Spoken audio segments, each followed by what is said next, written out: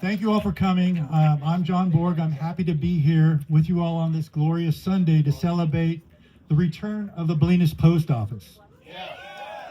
There's a lot of other stuff going on this weekend, and we're inundated with beachgoers here today, so thanks for getting here. Please reserve the limited seating for those who need it most, particularly anyone mobility challenged. I'm going to try to MC this kind of on the fly, so please bear with me. The mission today is a fun Bolina-style community event leading with music, dancing, gratitude, and celebration. I want to thank Reverend Stephanie Green and the congregation of St. Aidan's Episcopal Church next door for offering their space and being so welcoming for us today. Reverend Stephanie, can you raise your hand? So thank you. Thank you. I'd like to give thanks to our sound engineer and musical director, the incredible Jeff Manson. He set up the sound and put together a band, which are going to play more after a few speakers. So thank you so much, Jeff. A few notes on what to expect before getting to some guests and then hopefully dancing in the streets. Help yourself to something from the potluck food table or enjoy random beverages. And shout out to everybody who brought food or drinks to this event. This is a zero waste event. We've supplied reusable cups and utensils to cut waste. So please return them in the red bins when you leave. To commemorate the new post office, we made more than 300 cotton canvas bags. They're the perfect size to pick up your mail. We have a team of volunteers giving away the bags, one per household, please, until we run out. To properly bring closure to this epic adventure in Bolinas history, some people need to be recognized and thanks. And I'm sorry if I can't acknowledge everyone who played a role by name, because most of the town did something in one way or another. I'll be introducing 5 speakers today. I won't get deep into how we got this positive outcome. We tried some different things, not all of them conventional, not all of them worked, but we were learning on the job. And we even tried to make it a little bit fun. Some of the highlights: within weeks of the closure, more than 1,600 people signed our viral petition to save Bolinas Post Office, which is more than the population of our town. Hundreds of you documented lost packages and service problems through correspondence, emails, government forms, and phone calls to postal officials and elected leaders.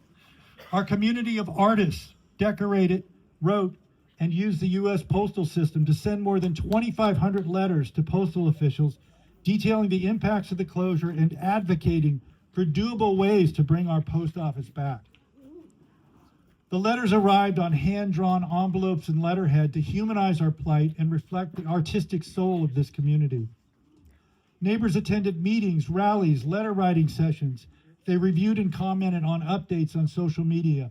They reached out to others. They gave opinions. They kept us posted. Our plight got widespread media attention over time, which kept the issue in the public eye. The Hearsay News, KWMR, the Point Reyes Light, the Marin IJ, the Chronicle, the LA Times, and all of the local network TV news programs in the Bay Area covered this issue. The Bolinas Museum created a powerful exhibit exploring the post office's 160-year history in Bolinas and its importance to the community as a community hub and linked to critical services and the broader world.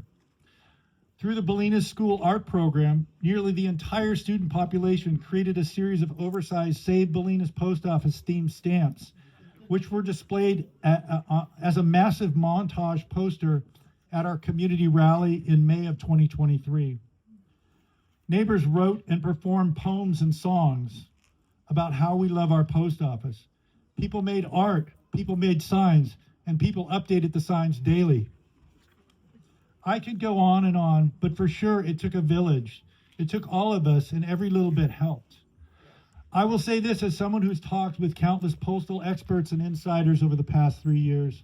There is no doubt if we just sat back and accepted this so-called temporary closure, the lack of vision or game plan for returning the post office, and the mind-numbing service and operational changes being shoved down our throat, without taking action, without elevating this issue publicly, without creating viable solutions, and without using the power of community to push back, we never would have gotten this post office back. Thank you all for helping on all that stuff.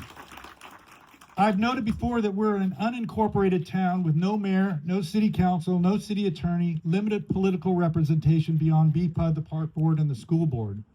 So for regular folks in a little town to tackle an issue like this with the U.S. Postal Service, one of the most notoriously opaque and difficult agencies in the government, at a time with severe challenges, change, and cutbacks for this beleaguered institution, well, as my friend Ken Masterson has said, it's not like we were David versus Goliath. We were David's little brother versus Goliath, battling the largest bureaucracy in America. We absolutely could not have done it without ongoing direct involvement from elected officials, most notably District 2 Congressional Rep Jared Huffman and our County Supervisor, Dennis Redone. Because this is a federal matter, Representative Huffman was extremely critical in coordinating with us, representing solutions to officials, and pushing for updates. Our own activism and solutions were largely being ignored by local district-level postal officials, but our congressional representative was able to work with higher-level leadership in D.C. to get things moving. It was kind of a trickle-down effect, although any movement from the Postal Service trickled at a glacial pace. Without Representative Huffman, this new post office would not have happened. Along with Jared, we want to acknowledge our point person in his office, Senior Aide Jennifer Calloway. Jennifer was extremely engaged and did so much for us.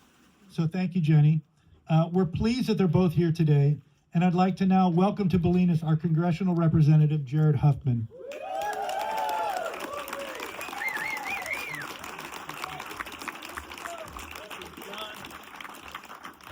Thank you, John. Well, congratulations, Bolinas.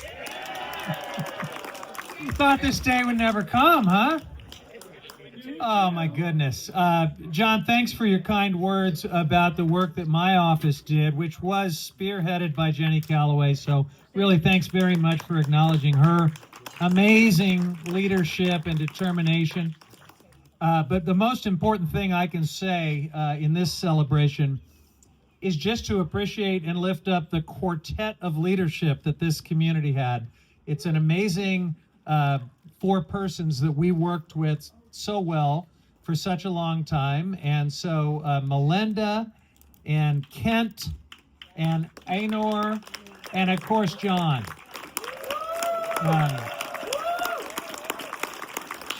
I hope you all realize it's really unusual that any community would be so cohesive, let alone through such a difficult odyssey that you went through. But wow, those four were steady, they were smart, they were strategic.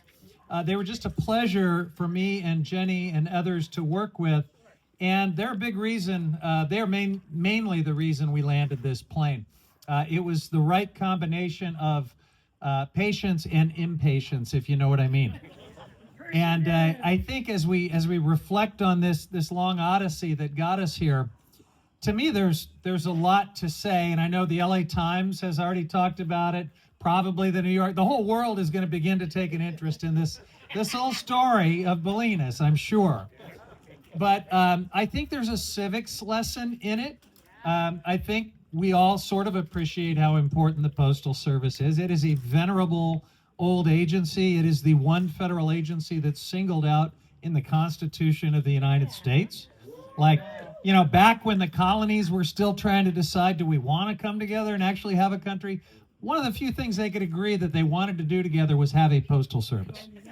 And so they put it right into the main body of the Constitution. Didn't even wait for the Bill of Rights and the amendments. It was right up front. That's how important it is. That's how central the Postal Service has always been to the United States of America. But I think that's the civics lesson. You all, of course, helped me understand how central Postal Service is to this West Marin community. You took me and showed me every aspect of it. You showed me that mess at the Olema campground that was not working. And so I think we all gained a better appreciation for the post office and the Postal Service. But here's the other lesson, I think, It is of civic engagement. It really doesn't happen all the time the way it did here in Bolinas. The kind of community cohesion and unity and just strategic engagement that you all demonstrated, led by those 4 great community leaders that we shouted out. I guess they got a plaque that said, miracles? Miracles don't just happen. The miracle in this case took a lot of really savvy and sustained leadership. So to me, that's the other story. For any community in America, sort of how to engage when there are difficult, frustrating things, because the Postal Service, as important and venerable as it is also really difficult, because it's different than any other federal agency I work with. Back in the 70s, they made it a semi-autonomous agency, and so I don't have the same tools as your congressman of oversight and accountability. They really don't have to answer to me or to the public in the same way that other federal agencies do, and that can be really frustrating. So it's a different kind of strategic engagement. It doesn't mean you're powerless, but it means you got to be really smart. And that, again, is why it was such a pleasure to work with this community and your community leaders and to find a way over, frankly, it took way too long, but we finally got there. And I just am so pleased and so proud and so impressed of this community. I want to congratulate you. And please, please don't ever lose your post office again. Let's not do this again. All right? Congrats, everybody.